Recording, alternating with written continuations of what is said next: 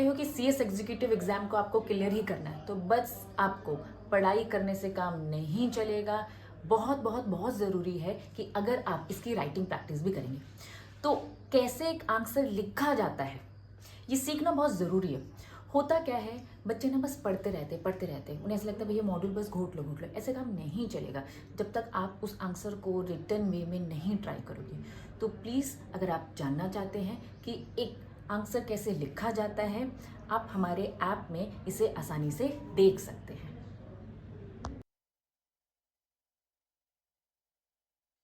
Hello जी, hello जी, hello hello hello. हाँ, तो कैसे हैं आप लोग?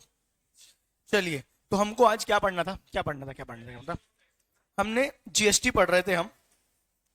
जीएसटी में हमने क्या पढ़ा था, पहले हम उसके बारे में बात करेंगे। ठीक है। जीएसटी में हमने वैल्यू ऑफ नहीं, हमने पढ़ लिया था place of supply. Important topic. Place of supply में हमने क्या पढ़ा था, कुछ याद है? क्या था प्लेस ऑफ सप्लाई में? कब इंट्रास्टेट माना जाएगा और कब इंटर स्टेट माना जाएगा, याद है क्या?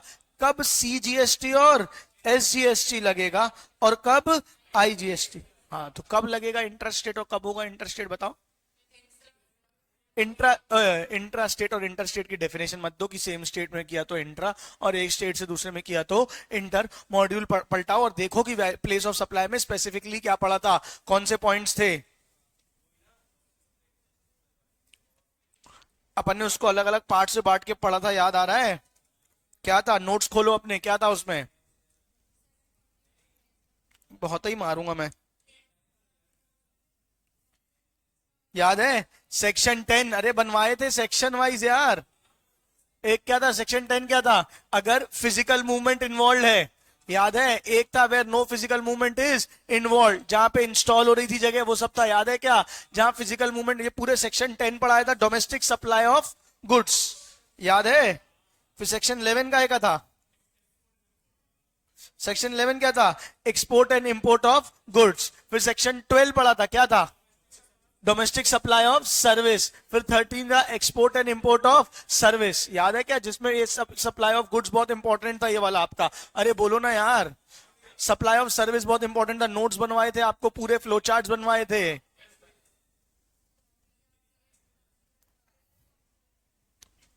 बेटा कॉपियां दोनों लेके आया करो अब से, ठीक है? तो अब मुद्दा आता है, हम पढ़ेंगे वैल्यू ऑफ सप्लाई। क्या पढ़ेंगे? ये पता चल गया सीजीएसटी है कि एसजीएसटी है कि आईजीएसटी, ये हमने पता लगा लिया प्लेस ऑफ सप्लाई से। वैल्यू ऑफ सप्लाई का मतलब क्या है? फॉर एग्जांपल मैंने आपको गुड्स बेचे, ओए होए होए होए होए, देख लो। अरे कहां पन्ने पलटा रहे हो, बता दे रहा हूं मैं तुमको। Page number 732, page number 732, page number 732। क्या बोलता था पेज नंबर 732, मुझे बताएं। इसमें हमने क्या पढ़ना था, देखो।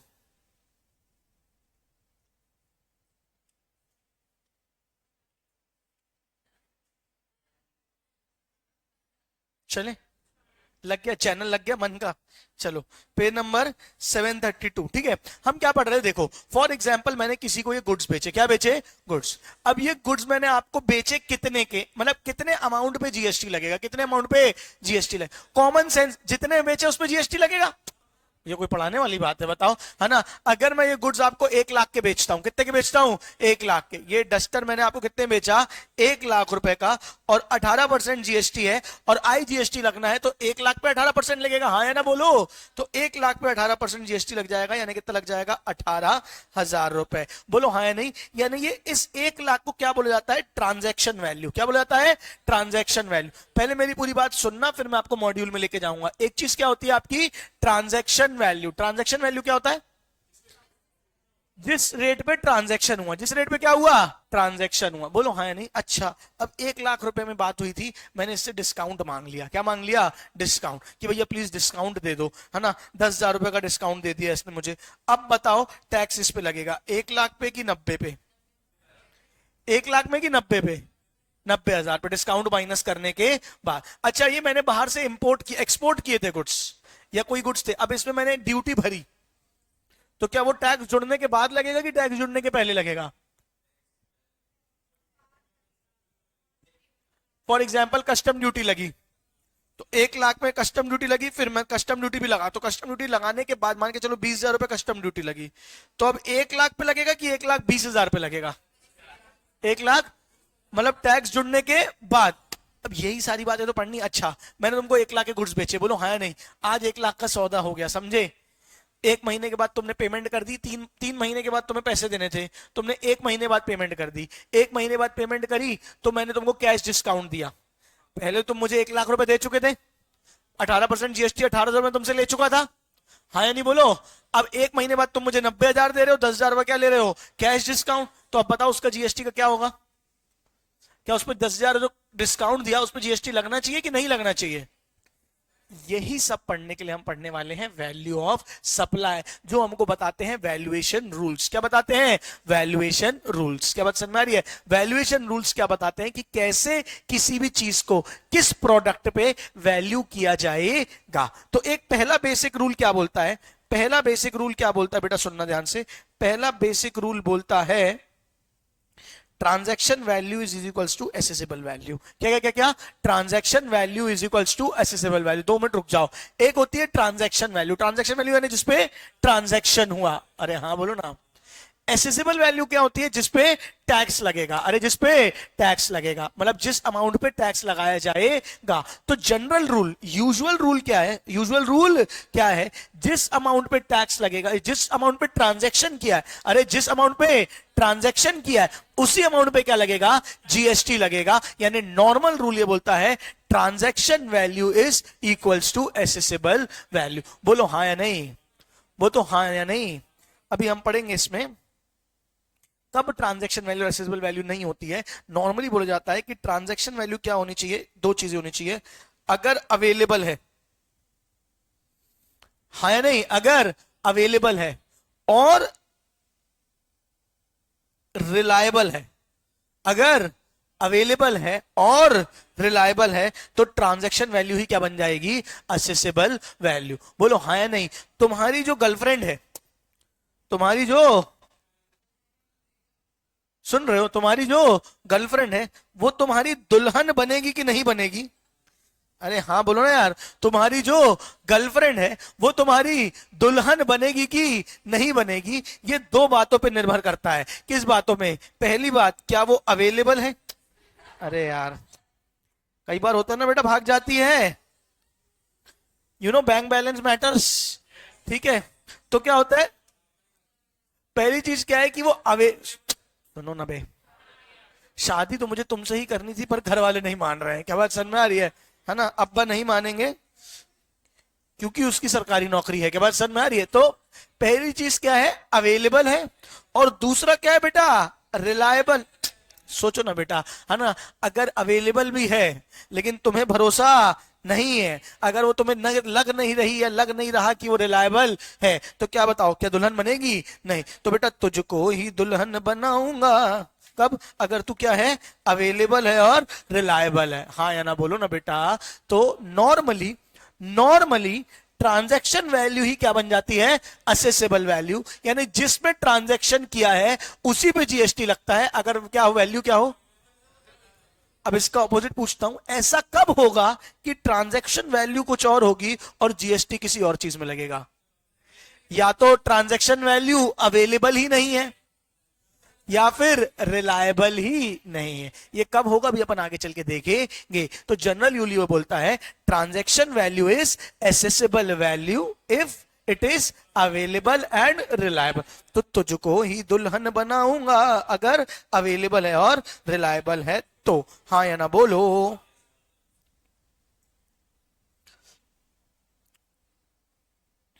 ठीक है, कब ट्रांजैक्शन वैल्यू अवेलेबल और रिलायबल होगी? अब फॉर एग्जांपल एक हमने पढ़ा था सप्लाई का सेक्शन, आप मुझे मॉड्यूल पलटा के, नोट्स पलटा के बताओगे। हमने स्केड्यूल 1, 2, 3 पढ़ा था, याद है क्या? जिसमें हमने एक बार पढ़ा था सप्लाई में कि विदाउट कंसिडरेशन भी सप्लाई माना जाता है, याद है क्या? कौन सा स्केड्यूल था और क्या था, बताओ जरा।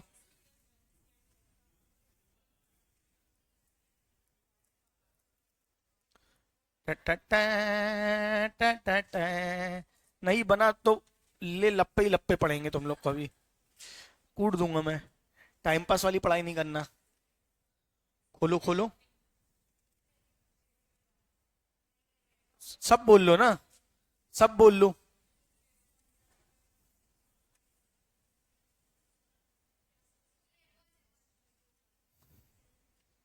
कौन से पेज नंबर पे है? 642 में देखो क्या, और शेड्यूल 2 में क्या दिया है?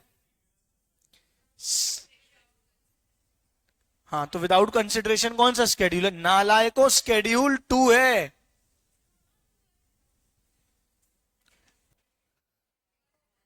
एडमिटेड सप्लाई, अच्छा sorry, admitted supply even if schedule 1 है, सॉरी सॉरी सॉरी, शेड्यूल 1 है। शेड्यूल 2 है कि सप्लाई ऑफ गुड्स होगा कि सप्लाई ऑफ सर्विस होगा। ओके ओके ओके, शेड्यूल 1 है, आई एम सॉरी, शेड्यूल 1 है जो ये बोलता है कि विदाउट कंसिडरेशन भी क्या मान लिया जाएगा? सप्लाई मान लिया जाएगा। वो टेबल बना होगा, देखो उसके अंदर क्या क्या आता था।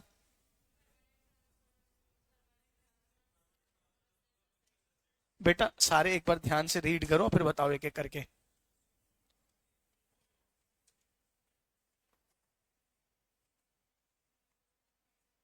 कौन से चैप्टर में?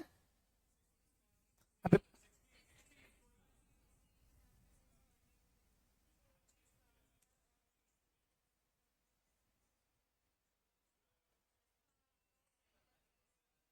याद है कुछ?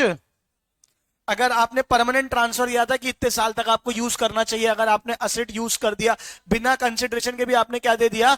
एसेट दे दिया है किसी को। क्या बात समझ में आ रही है? बिटवीन रिलेटेड पर्सन, सेकंड वाला पॉइंट मेन पढ़ाना था। अगर रिलेटेड पर्सन को आपने क्या किया? डीम्ड डिस्टिंक्ट पर्सन को गुड्स ट्रांसफर किए। याद है डिम्ड डिस्टिंक्ट पर्सन? एक ही बिजनेस की दो ब्रांचेस, दो अलग अलग जीएसटी नंबर, कुछ याद आ रहा है? तो ये क्या है? डीम्ड डिस्टिंक्ट पर्सन को भी आपने अगर गिफ्ट ट्रांसफर किया, प्रोवाइडेड गिफ्ट नॉट एक्सीडिंग ना, तो क्या हो जाएगा? ये सप्लाई मान लिया जाएगा। तो अगर मैंने अपनी वाइफ को कोई गुड्स बेचे या ट्रांसफर किए, मैंने अपनी वाइफ को गुड्स बेचे या ट्रांसफर किए, तो सप्लाई तो है। अरे अभी आपने पढ़ा, सप्लाई तो है। लेकिन मैंने बोला बीवी से कौन पैसे ले सकता है? किसमें इतनी दम है? बात समझ में आ रही है? तो क्या पैसे लिए? नहीं। क्या पैसे लिए? नहीं। जब पैसे नहीं लिए तो तुम मुझे बताओ, जब पैसे नहीं लिए तो तुम मुझे बताओ क्या होगा? क्या ट्रांजैक्शन वैल्यू अवेलेबल है या नहीं है या नहीं है? सरकार छोड़ेगी कि टैक्स लेगी? लेगी। तब यहां पे क्या हो जाएगा? Transaction value will not be equal to assessable value. हमको अलग से एसेसेबल वैल्यू निकालनी पड़ेगी। ये एक एग्जांपल दिया, हाँ या ना बोलो। फिर मैंने बचने के लिए क्या किया? मैंने गुड्स बेच दिए अपनी वाइफ को। मैंने कहा नहीं नहीं, पैसे लूंगा, ऐसी कोई बात नहीं है ना। घर अपनी तरफ, घर गृहस्थी अपनी तरफ, व्यापार अपनी तरफ, अपनी बीवी से भी पैसे लूंगा। क्या बात समझ में आ रही है ना? कोई एक गुड्स बेचे और अपनी बीवी से 10,000 रुपए ले लिए, बोलो हाँ नहीं? क्या सरकार उस 10,000 की ट्रांजेक्शन वैल्यू पे भरोसा करेगी कि नहीं करेगी? भाई तुमने 1,00,000 की चीज 10,000 में बेच दी होगी पागल बनाने के लिए, हाँ बोलो ना यार। तो ट्रांजैक्शन वैल्यू असेसेबल तो है पर रिलायबल नहीं है, तो वहां पे भी आपको क्या करना पड़ेगा? कैलकुलेट करना पड़ेगा। तो ये मैंने क्यों बताया इतना सारा? क्योंकि यहां क्या लिखा हुआ है? ट्रांजैक्शन वैल्यू असेसेबल वैल्यू कब होगी? वो एक्चुअली पेड होना चाहिए। Whether supply and receivement for supply are not related. कुल मिला के ये क्या बोलना चाह रहे हैं? रिलायबल। जो मैंने रिलायबल बोला ना, वो इनने बोला है कि रिलेटेड नहीं होना चाहिए। और price should be the sole consideration. Price should be the sole consideration, यानी पैसे के अलावा कोई और लेन देन नहीं हुआ होना चाहिए। जब ये तीन कंडीशन फुलफिल होगी, जब ये तीन कंडीशन फुलफिल होगी, तभी सप्लाई तभी ट्रांजैक्शन वैल्यू को हम क्या मानेंगे? टैक्स लगाएंगे। हाँ या ना बोलो? पक्का? देखो एक एग्जांपल देखो। Mister X residing in Noida purchases 40,000 markers at the rate of 20 each from Anika stationery wholesaler at Delhi. Mister X sister working at manager in Anika stationery. Open market value is 23। अच्छा, उसकी बहन है जो उस दुकान में काम करती है, उसने खरीदा था 20 पे और मार्केट वैल्यू कितनी है? 23। And stationery additional charges 15,000 for transporting markers and business place. 15,000 रुपए का क्या लगता है? एक्स्ट्रा ट्रांसपोर्टेशन लगता है। ठीक है क्या? ट्रांजैक्शन वैल्यू कितनी हो जाएगी बताओ? 40,000 इंटू 20, 40,000 इंटू 20 कितना हो जाएगा? 8 लाख प्लस 15,000। एक सेकंड देखना। Are not related person as mister X is an employ in Anika stationery. Mister X sister Anika stationery are not in considered as related person, therefore related person की हमने डेफिनेशन पढ़ी थी, owner होना चाहिए। क्या बात समझ में आ रही है? ये तो क्या है? एम्प्लॉय है, तो रिलेटेड पर्सन नहीं माना जाएगा, रिलेटेड पर्सन नहीं माना जाएगा। ट्रांजैक्शन वैल्यू ही क्या हो जाएगी? Assessable value. ट्रांजैक्शन वैल्यू ही क्या हो जाएगी? Accessible value. क्या हमने रिलेटेड पर्सन की डेफिनेशन पढ़ी थी? पढ़ी थी। खोलो पीछे पन्ने पलटाओ और देखो कहां पढ़ी थी।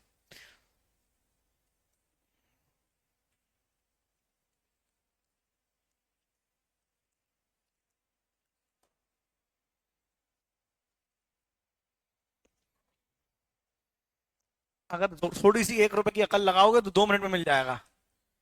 कहां पड़ी होगी रिलेटेड पर्सन की डेफिनेशन? जहां अभी ये खोला था पन्ना वहीं पे होगा ना।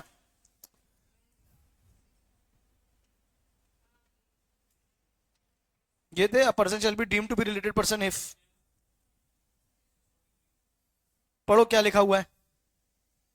सच person and officers or director होना चाहिए, ठीक है, लीगली रिकॉग्नाइज पार्टनर होना चाहिए। सच पर्सन एम्प्लॉयर और एम्प्लॉय का रिलेशन होना चाहिए। Any person directly owns controls 25% से ज्यादा का स्टेक होना चाहिए। क्या बात समझ में आ रही है? एक से दूसरे बिजनेस को कंट्रोल होना चाहिए।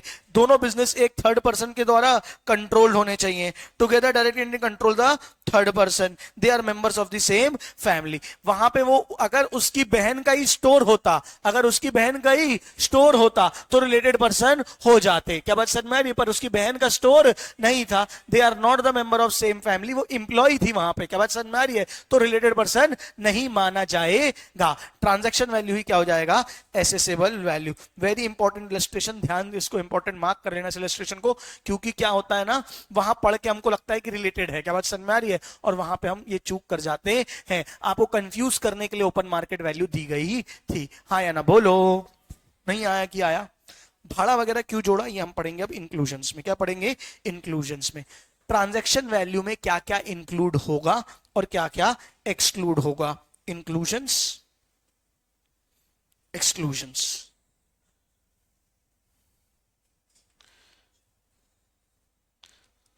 तुझको ही दुल्हन बनाऊंगी वरना कुंवारी रह जाऊंगी। हो गया क्या? बोलो। अगर कोई टैक्स लग के गुड पे आ रहा है, जैसे हमने अभी पहले चर्चा करी थी, तो पहले सारे टैक्सेस जुड़ जाएंगे, पहले सारे टैक्सेस जुड़ जाएंगे, फिर उस अमाउंट पे क्या लगेगा? जीएसटी लगेगा। अच्छा, जीएसटी के अलावा दूसरे टैक्सेस, जैसे फॉर एग्जांपल कोई और वैट लग रहा है, ठीक है, क्या कई चीज थी ना जिसमें वैट और जीएसटी दोनों लग रहा है, तो पहले वैट लग जाएगा फिर जीएसटी। किसी में कस्टम ड्यूटी लग रही है तो पहले कस्टम ड्यूटी लग जाएगा और फिर क्या लग जाएगा? GST. Any taxes duty cess fees, कोई भी cess fees charge levied under any law time in force other than this act, other than this act, the state GST Act, UT GST Act, and the just GST Compensation Act, if charged separately by the supplier, the taxes, fee, etc., leviable under legislations are sought to be included in the transaction value for the purpose of charging GST। यानी पहले सारे taxes जोड़ोगे, पहले सारे taxes जोड़ोगे और बाद में क्या करोगे? जीएसटी लगाओगे। तो लिख दो यहां बाजू में taxes are added, taxes are added excluding GST, मतलब जीएसटी के छोड़ के बाकी सारे टैक्स ऐड होंगे।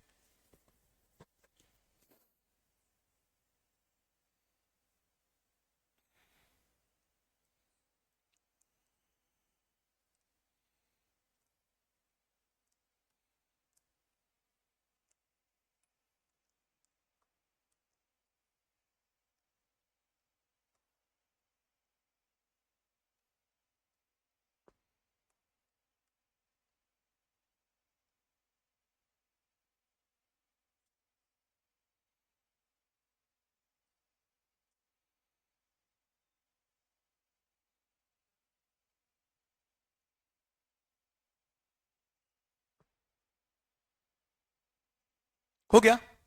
चलो अब देखो, ये राम है, हाँ, राम ने गुड सप्लाई किए किसको? मुंह में ही नाम लिखा हुआ है इनके, ठीक है। तो राम ने गुड्स किसको अप्लाई किए? श्याम को। बदले में पैसे लेगा? अरे बदले में पैसे लेगा, ठीक है क्या? तो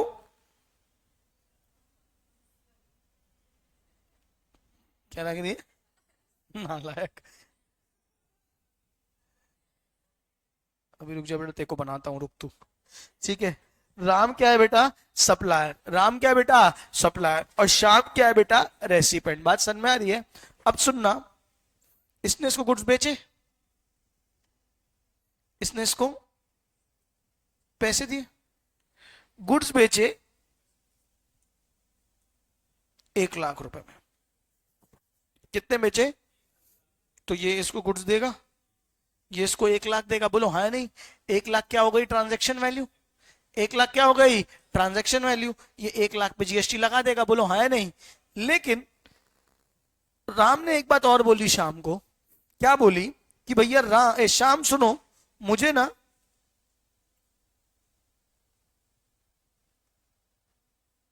मोहन को 15,000 और देने थे।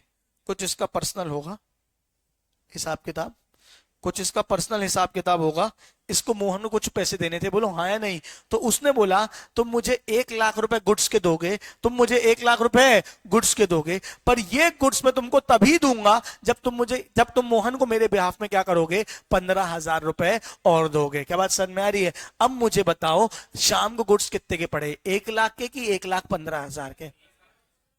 तो क्या ये 15,000 ट्रांजैक्शन वैल्यू में इंक्लूडेड होना चाहिए कि नहीं होना चाहिए? होना चाहिए कि नहीं होना चाहिए? भाई लेकिन भरे किसने? भरे किसने? किसके बदले?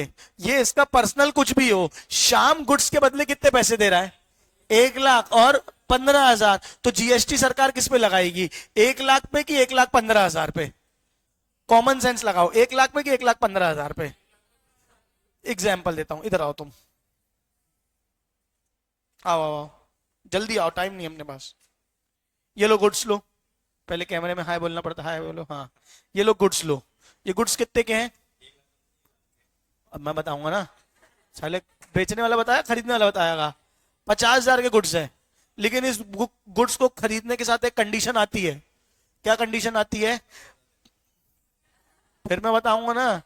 ये 50,000 के गुड्स लो, ये मैं तुमको 50,000 में तभी दूंगा जब तुम जाके मेरी बीवी के लिए एक नेकलेस खरीद के आओगे।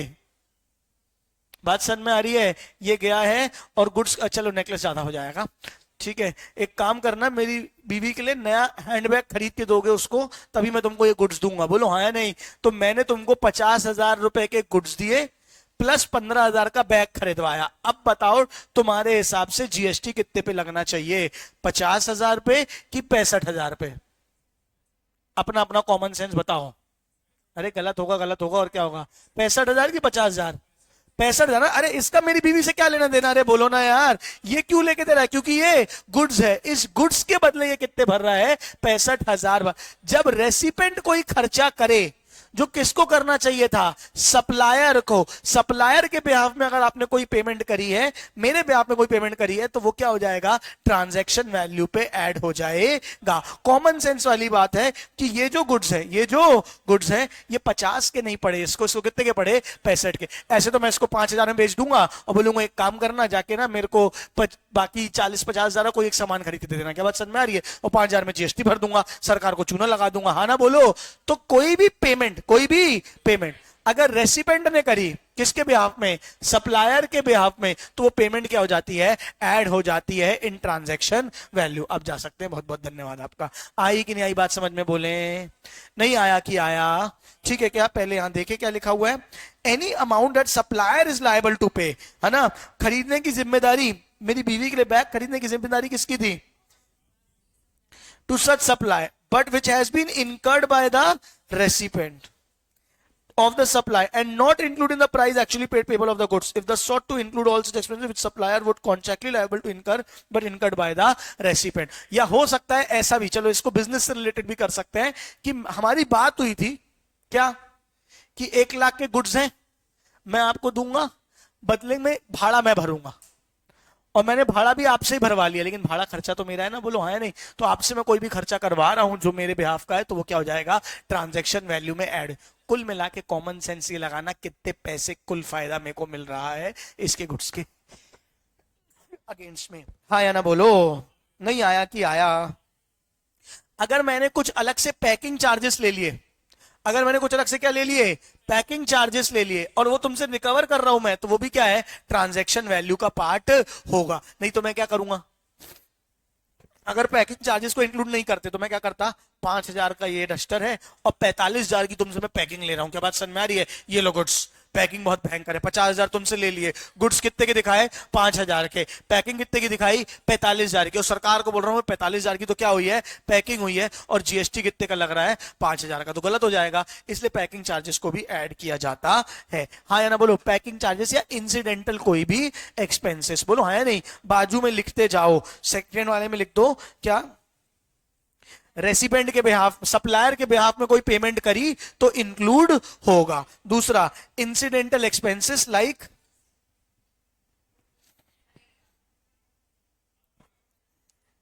कमीशन, पैकिंग ऐड होंगे।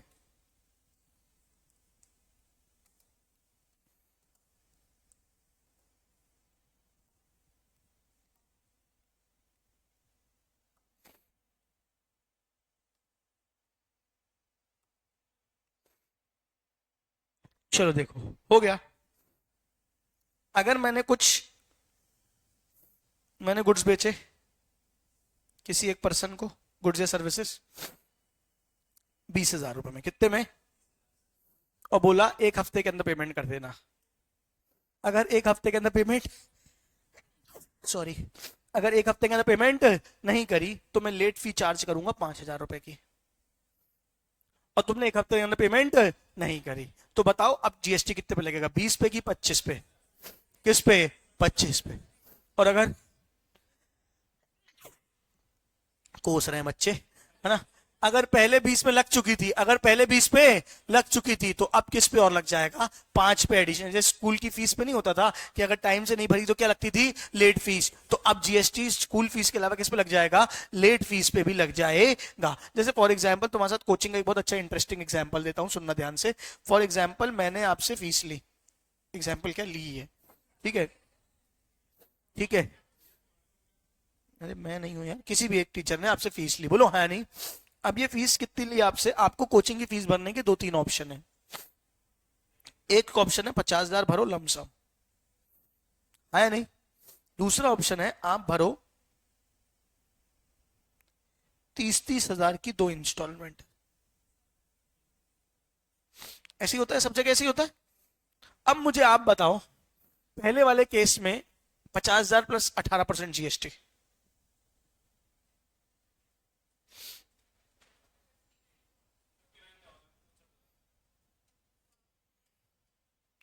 तुमको कोचिंग कितने की पड़ी, 59,000 की। अच्छा, 60,000 में 18% जीएसटी,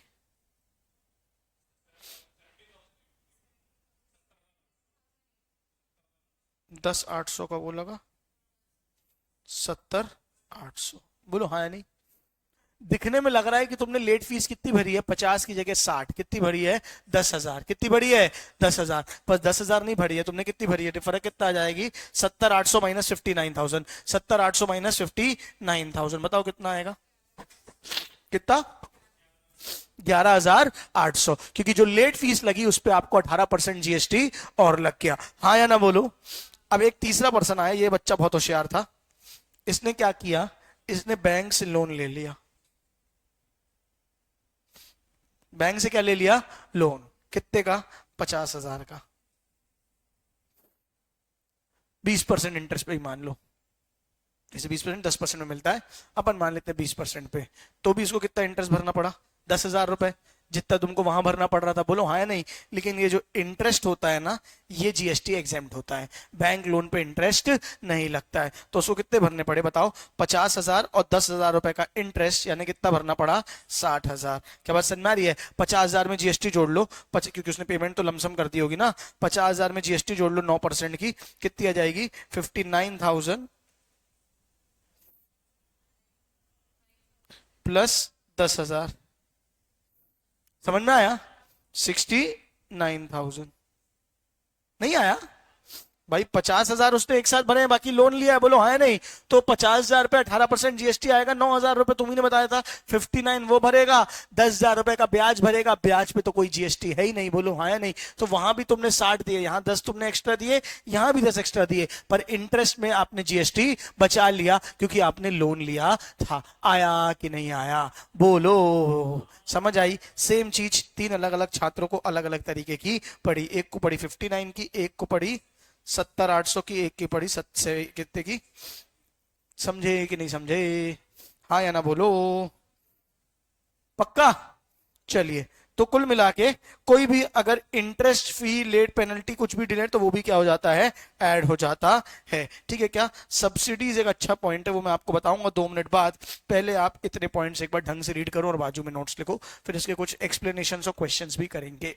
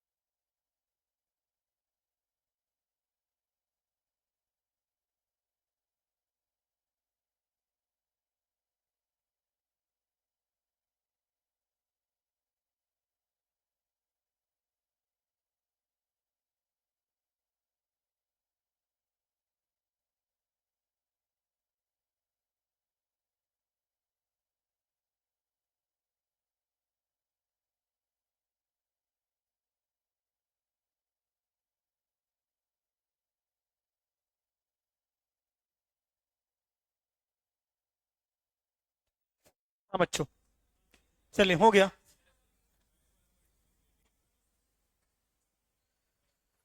कौन सा? बैंक लोन वाला? हाँ, उस पर एग्जाम्प्ट होता है, वो एग्जाम्पशन में आएगा। बैंक लोन के इंटरेस्ट पे जीएसटी नहीं लगता है, एग्जाम्प्ट है।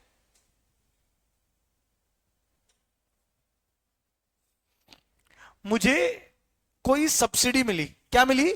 सब्सिडी। तो वो क्या हो जाती है?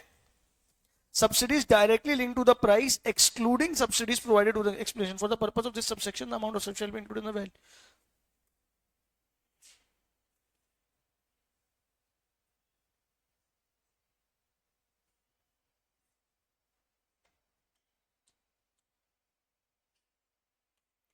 अब देख लो, अगर मुझे कोई सब्सिडी मिली है, क्या मिली है? सब्सिडी। जैसे फॉर एग्जांपल मैं न्यूज़पेपर बेचता हूं, मुझे कोई सब्सिडी मिली है, कोई भी ऐसी चीज बेच रहा हूं जिसमें सब्सिडी, सोलर पैनल बेचता हूं उस पर सब्सिडी मिली है।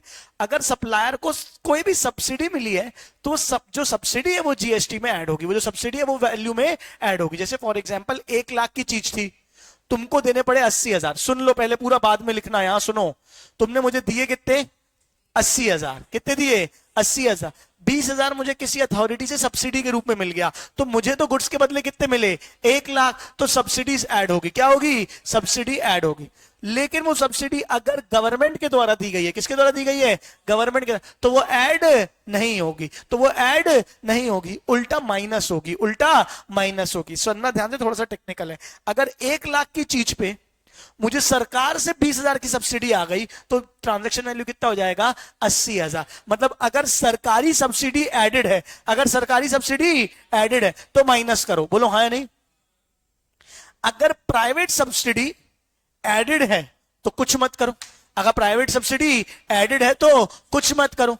अगर प्राइवेट सब्सिडी एडेड नहीं है तो ऐड करो। नहीं आई बात समझ में?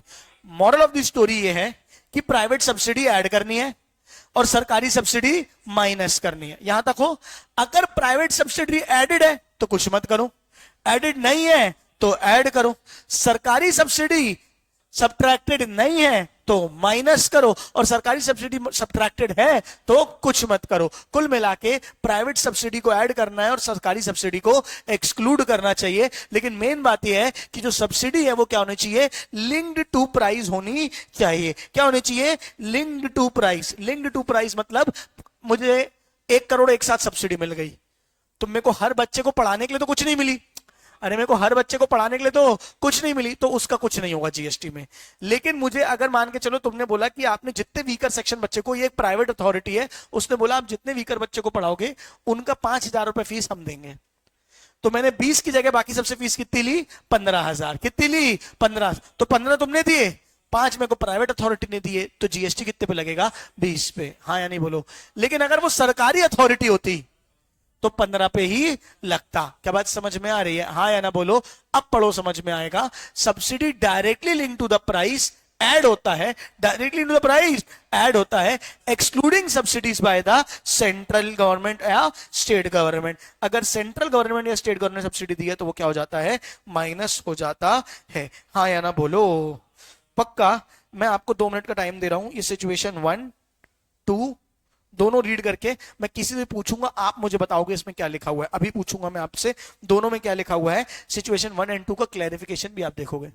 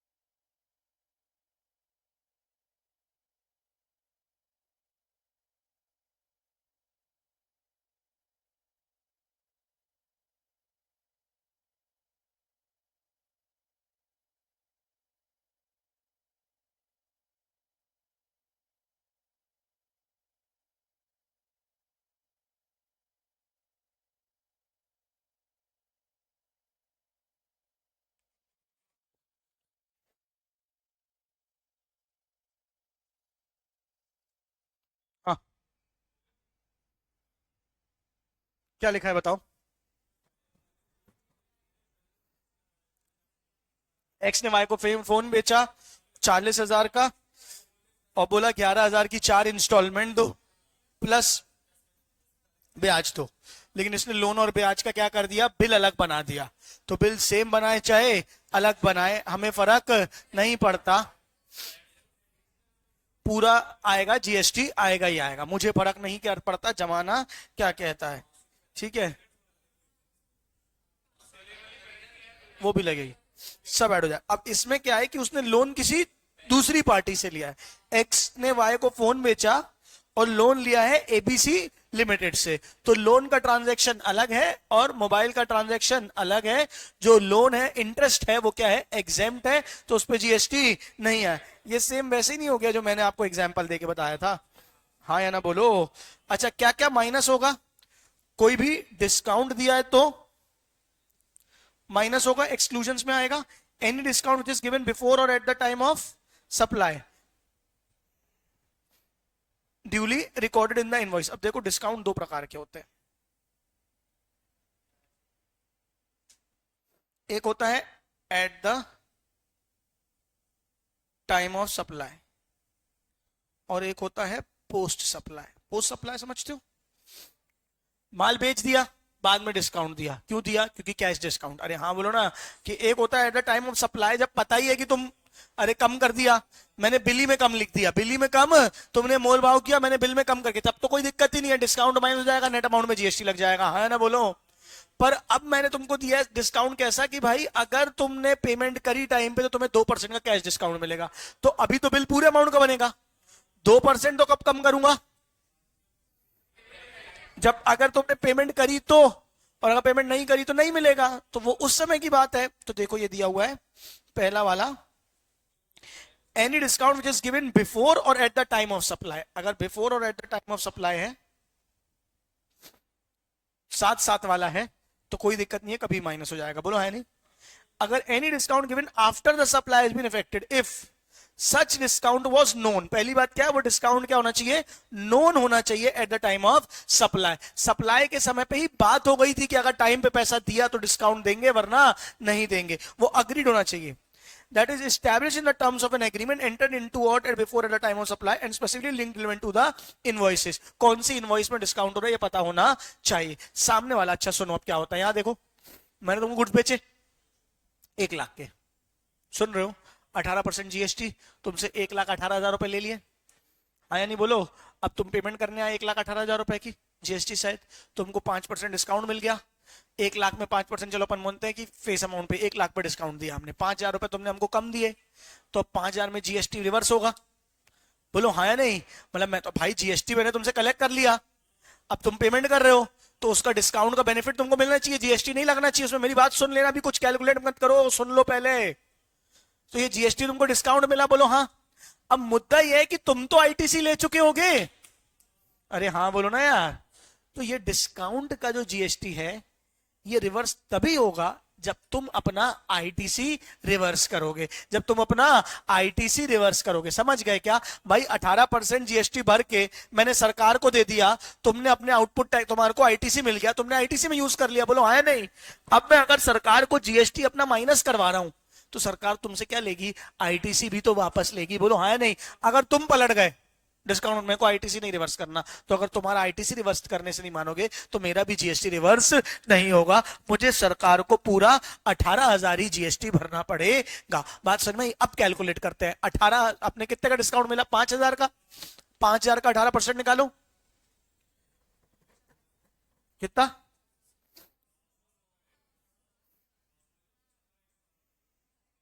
कितना, 900 रुपए का जीएसटी क्या होगा, रिवर्स होगा। तो जो मेरी 18,000 की जीएसटी सरकार को पे करने की लायबिलिटी थी, वो 18,000 माइनस 900 कितनी होनी चाहिए, 17,100। ये कब होगी, अगर तुम अपना 900 का आईटीसी रिवर्स करोगे तो। क्या मेरी बात समझ में आई। अब पढ़ो सेकंड लाइन क्या लिखा है, आईटीसी, पहला पॉइंट क्या होना चाहिए, पहले से पता होना चाहिए, ये वाला पॉइंट क्या बोल रहा है, और दूसरा पॉइंट क्या बोला है, ITC to the discount on the basis of document issued by the supplier has been reversed by the recipient, has been reversed by the recipient। हाँ या ना बोलो। अच्छा ये रिवर्स होता कैसे है भाई? अब मैंने तुमको बिल दे दिया, 1 लाख पे 18% जीएसटी तुमसे ले लिया, तुम्हारे बिल में तो 18% का जीएसटी है ना, 18,000 जीएसटी बिल में, तो मैं तो जीएसटी इनवॉइस चढ़ाऊंगा अपना। मैंने आपको पोर्टल दिखाया था, पोर्टल में क्या चढ़ाऊंगा? 18,000 का जीएसटी चढ़ाऊंगा।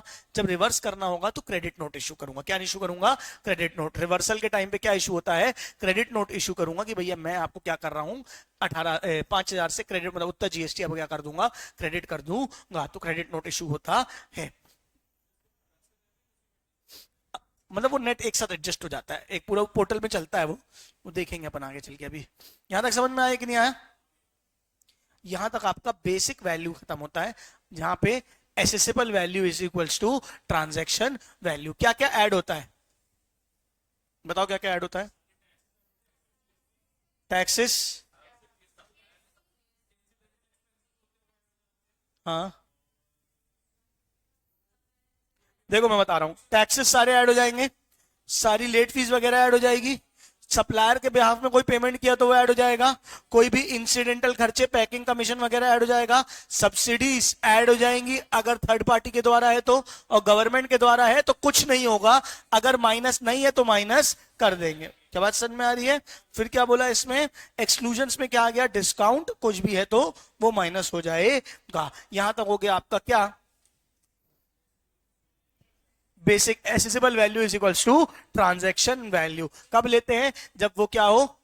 अवेलेबल हो और रिलायबल हो। क्या बात समझ में? अगर अवेलेबल या रिलायबल नहीं है तो ये वर्क नहीं करेगा। हाँ या ना बोलो। अब इसके बाद हम पढ़ेंगे where the value can not be determined under section 15(4), यानी कि जब transaction value is not equals to assessable value, यानी कि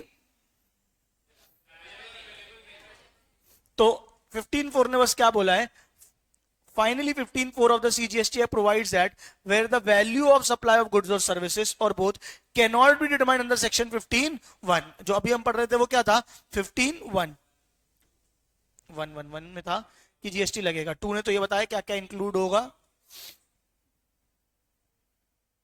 3 ने बताया क्या क्या एक्सक्लूड होगा, 15(1) जिस पे नहीं लग पा रहा है, यानी वो या तो रिलेटेड पर्सन को है, या तो ये था ना 3 डब्बे, ये कब लगता है? एक्चुअली पेड हो, गुड्स और सर्विसेज हो, और प्राइस ही क्या हो? सोल कंसिडरेशन ना हो। मतलब इसका ये अगर कंडीशन फुलफिल नहीं होगी, मतलब अवेलेबल और रिलायबल नहीं होगी, तो 15(4) लगेगा। और 15(4) क्या बोलता है?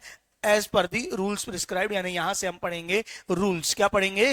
रूल्स। 15(4) में बस इतना लिखा हुआ है कि रूल्स लगेंगे, फिर रूल्स अब हम पढ़ेंगे कि रूल्स में क्या लिखा हुआ है, कब क्या क्या करना है। उसके पहले मैं आपको ये इलस्ट्रेशन दे रहा हूं खुद से सॉल्व करने के लिए। देखो, प्राइस ऑफ द मशीन है 2 लाख, पैकिंग चार्जेस है 20,000, डिजाइनिंग चार्जेस है 40,000, ट्रांजिट इंश्योरेंस है 2,000, फ्रेट है 16,000, cash discount to the customer दिया गया है 2% दे ही दिया गया है। Compute the value of machine where Ramaswamy deliver the machine to factory recipient.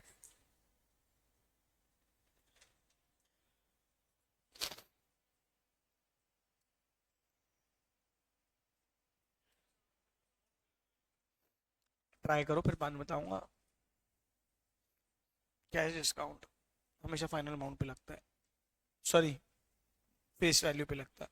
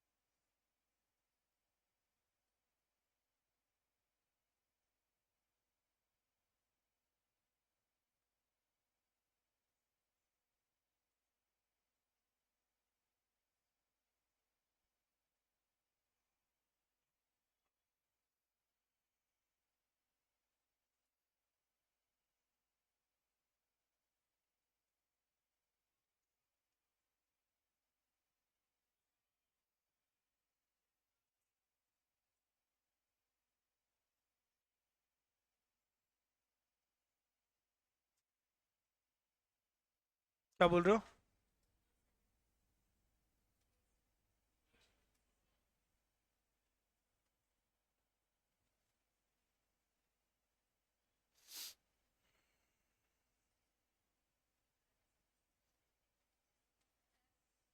चले आगे बात करें।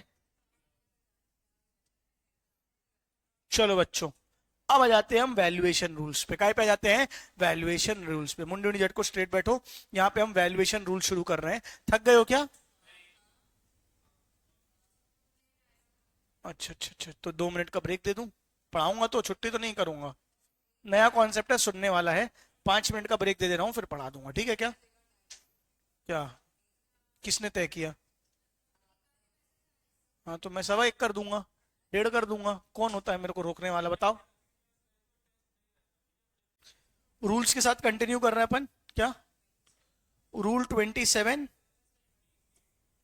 Rule 28, rule 29।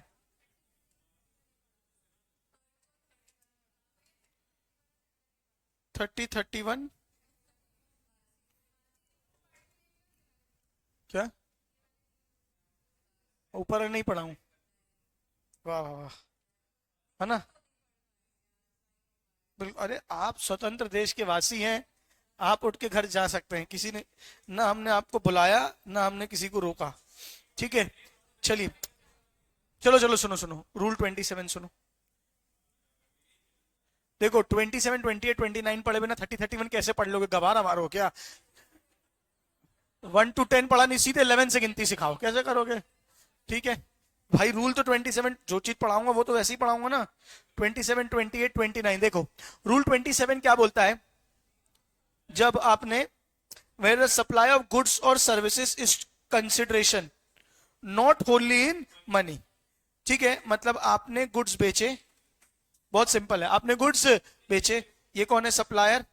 ये कौन है? रेसिपेंट। सप्लायर ने रेसिपेंट को गुड्स बेचे, बदले में गुड्स में पैसे के अलावा कुछ और भी लिया। बोलो हाँ या नहीं? फॉर एग्जाम्पल मैंने आपको ये बेचा, आपको बोला 50,000 रुपए देने पड़ेंगे, प्लस आपको अपनी घड़ी देनी पड़ेगी। तो आपने मुझे 50,000 रुपए और घड़ी दी, तो सीधे सीधे ट्रांजैक्शन वैल्यू सिर्फ 50,000 तो ले सकते ही नहीं है, क्योंकि अब वही मैंने क्या बोला था, रूल्स कब लगते हैं? या तो अवेलेबल नहीं हो या तो रिलायबल नहीं। यहां पे अवेलेबल ही नहीं है भाई। ओवरऑल ट्रांजैक्शन कितने का हुआ? पैसे प्लस घड़ी, तो घड़ी की वैल्यू अवेलेबल नहीं है, यानी पूरी ट्रांजैक्शन वैल्यू अवेलेबल नहीं है। अवेलेबल नहीं, कॉमन सेंस लगाओ, क्या करेंगे? कैसे निकालेंगे? मैंने आपसे गुड्स लिए प्लस घड़ी ली। पहला ऑप्शन कि तुमको गुड्स और घड़ी बेचे, तुमसे मतलब जो भी सामान बेचा है बदले में क्या लिए? गुड्स और घड़ी। किसी और से पैसे लिए होंगे, दूसरों को जितने में लिए, दूसरों को जितने में गुड्स बेचे। फॉर एग्जाम्पल तुमको बेचा सेम गुड, तुमसे लिए पैसे और घड़ी, और तुमसे लिए सिर्फ पैसे। तो इसका ट्रांजैक्शन भी क्या हो जाएगा? जितने में बाकियों को बेचता हूं उतने की इसको ट्रांजैक्शन वैल्यू ले ली जाएगी। हाँ बोलो ना यार। यानी when consideration is in the form of money and something else, तो पहला ऑप्शन क्या है? सुनना ध्यान से, जो गुड्स बेचे हैं उसकी ओपन मार्केट वैल्यू। अरे हाँ बोलो ना यार, हाँ या नहीं? अगर ओपन मार्केट वैल्यू अवेलेबल नहीं है, ओपन मार्केट वैल्यू अवेलेबल नहीं है, ओपन मार्केट वैल्यू अवेलेबल नहीं है, मतलब कि मैंने किसी और को कभी बेचा ही नहीं, पहली बार तुमको ही बेच रहे हैं, इससे पहले कभी कहीं बेचा ही नहीं। अरे भाई मैंने मन्नत बंगला बना रहा हूं मैं किसी के लिए, शाहरुख खान के लिए बंगला बना रहा हूं, अब मन्नत बना ही पहली बार है, उसके पहले कभी वैसा बंगला बना ही नहीं, तो ओपन मार्केट वैल्यू कहां से आई? क्या बात समझ में? किसी कारीगर से तुमने कुछ कारीगरी करवाई, वो बना ही पहली बार रहा है, तो उसकी ओपन मार्केट वैल्यू अवेलेबल नहीं है। बोलो हाँ नहीं? बदले पैसे लिए, पैसे और साथ में कुछ लिया है, पैसे प्लस साथ में जो कुछ लिया है उसकी वैल्यू ले लो। तुमने मुझे, मैंने बोला यार तुम एक काम करो, कोचिंग की फीस भरो 25,000 रुपए और एक पीएस लाके दो मेरे को। पैसे नहीं लूंगा, पीएस लूंगा। बोलो हाँ नहीं? तो तुमने मुझे बदले में क्या दिया? पहले तो मैं दूसरों को जितने में कोचिंग पढ़ाता हूं वो ले लो। अब स्पेसिफिकली सिर्फ तुम्ही को पढ़ा रहा हूं और किसी को पढ़ाता ही नहीं हूं, स्पेसिफिक रिक्वेस्ट में तुमको पढ़ा रहा हूं बस, के बाद समझ में आ रही है? तो ओपन मार्केट वैल्यू गुड की अवेलेबल नहीं है, तो दूसरा क्या दोगे? जो पैसे दिए प्लस जो पीएस खरीद के आए हो उसकी वैल्यू। बोलो हाँ या नहीं? यानी कंसिडरेशन की वैल्यू निकाल लेंगे, हाँ या नहीं? बोलो। और अगर वो भी अवेलेबल नहीं है, तो फॉर एग्जांपल तुमने सेकंड हैंड पीएस लाके दिया कहीं से जिसकी वैल्यू अवेलेबल नहीं है, तो क्या करोगे? रूल 30, 31 लगेगा, हाँ या नहीं? बोलो। अब तुम बोल रहे हो पहले जब ये नहीं पढ़ा हो 30, 31 कैसे पढ़ेंगे? रूल 30, 31 क्या है? रेसिडुअल रूल है। जब ये वाला रूल ना लगे तो हम कहां जाते हैं? रूल 30, 31। देखो क्या बोला है, पहले क्या ले लो? Open market value.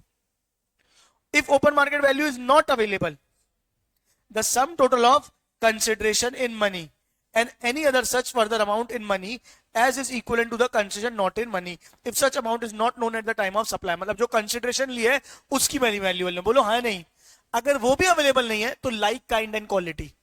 Like kind and quality मतलब मैंने मन्नत पहली बार बना रहा हूं, मन्नत जैसा कोई और बंगला कभी और कोई और बंगला बनाया होगा तो कितनी फीस ली थी, या मैं आपको स्पेसिफिकली जीएसटी पढ़ा रहा हूं तो मैं किसी और को नहीं पढ़ाया हूं तो मेरे प्रोडक्ट की ओपन मार्केट वैल्यू पता नहीं है, लेकिन दुनिया में कहीं और कोई और तो जीएसटी पढ़ा रहा होगा, वो कितना चार्ज करता है. लाइक काइंड एंड क्वालिटी चीज की वैल्यू निकाल लो. मैं अगर आपको डस्टर बेच रहा हूं तो कोई और कहीं और डस्टर कितने बेच रहा है वो ले लो. तो तीसरा रूल क्या हो गया, if the value of supply is not determined under clause a or b, value of supply of goods will be service of both by like kind and quality. क्या होगा, लाइक काइंड एंड क्वालिटी. और अगर नहीं हो पाए तो rule 31 लग जाएगा. तो देखो रूल 27 क्या बोलता है, रूल नंबर भी याद रखना. 27 कब लगता है,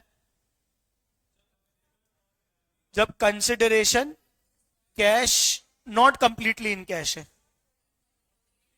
या नॉट होनली इन मनी है. समझ गए क्या. तो पहला पॉइंट क्या है, ओपन मार्केट वैल्यू. अगर ओपन मार्केट वैल्यू अवेलेबल नहीं है तो कंसिडरेशन की मार्केट वैल्यू बोल सकता हूं. ये open market value of goods oblique service supplied. हाँ, कंसिडरेशन की मार्केट वैल्यू, नहीं तो value of like kind and quality, और वो भी अवेलेबल नहीं है तो क्या हो जाएगा, 31 लगेगा. नंद में आनंद भयो जय कन्हैया लाल की. आया कि नहीं आया. सेकंड पॉइंट क्या बोलता है, रूल. फॉर एग्जाम्पल मेरा फोन इस, ये वाला एग्जाम्पल पढ़ो खुद से.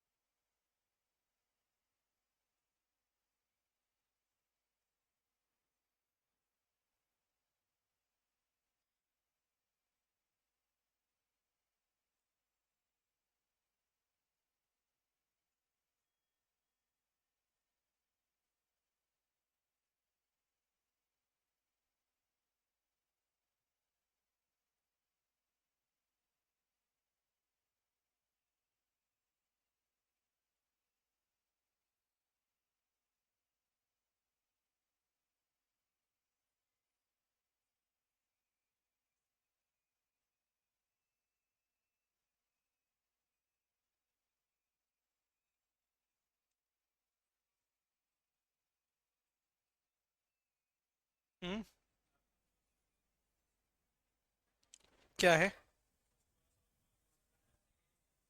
where a laptop is supplied for 40,000 rupees along with a barter of a printer that is manufactured by the recipient, and the value of printer known at the time of supply is 4,000 rupees, but open market value of laptop is not known. The value of supply of the laptop is 44,000. भाई 40,000 रुपए वो लिए, laptop बेचा 40,000 रुपए पर plus printer लिया.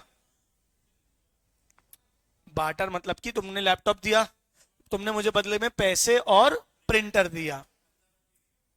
मेरा laptop is supplied for 40,000 rupees along with a barter of printer. Along with a barter of printer मतलब लैपटॉप के बदले पैसे और प्रिंटर.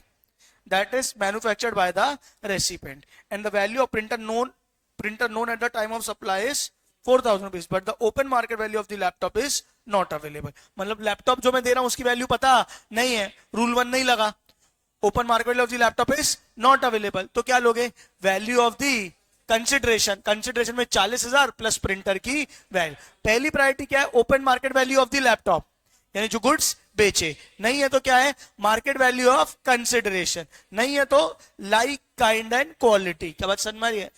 नहीं है तो रूल 31 चलेगा क्या. आज इतना ही करा रहा हूं, बाकी के रूल कल कराऊंगा. चलेगा क्या. जा सकते हो, भाग जाओ यहाँ से।